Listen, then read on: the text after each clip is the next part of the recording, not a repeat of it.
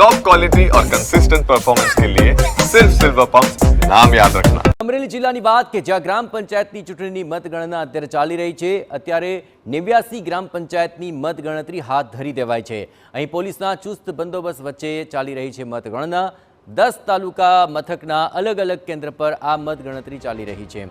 રાજુલા, જાફરાબાદ, ખાંભા, ધારી, લીલિયા, સાવરકુંડલા, બાબરા, લાઠી, વડિયા, અમરેલી આ સહિતના તાલુકામાં અત્યારે મતગણના હાથ ધરી દેવાઈ છે।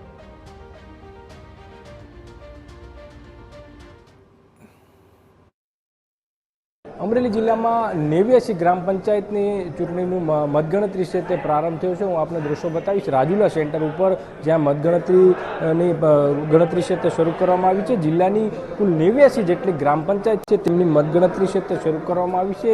ઉપરાંત અલગ અલગ જે 10 જેટલા સેન્ટર છે અમરેલી, વડિયા, કુકાવાવ, ધારી, બાબરા, ખાંભા, સાવરકુંડલા, રાજુલા, જાફરાબાદ, લીલિયા અલગ અલગ કુલ 10 કેન્દ્રો ઉપર શાંતિપૂર્ણ માહોલ વચ્ચે ગણતરી છે તે ચાલી રહી છે। ગ્રામ પંચાયતની ગણતરીનો પ્રારંભ થયો છે। ઉપરાંત આ ગ્રામ પંચાયતની ચૂંટણીમાં રાજકીય વિવિધ પક્ષના લોકો પણ નજર રાખી રહ્યા છે, કેમ કે આ ગ્રામ પંચાયતની ચૂંટણી ખૂબ મહત્વપૂર્ણ હોય છે। લોકસભા હોય, વિધાનસભા હોય, તમામ મોટી ચૂંટણી છે તેમાં સરપંચો છે તે ખૂબ મહત્વપૂર્ણ ભૂમિકા ભજવતા હોય છે। તેના કારણે વિવિધ પક્ષના રાજનેતાઓ પણ આ ગ્રામ પંચાયતની ચૂંટણી ઉપર નજર રાખી રહ્યા છે। જયદેવ કાઠી, TV9 અમરેલી।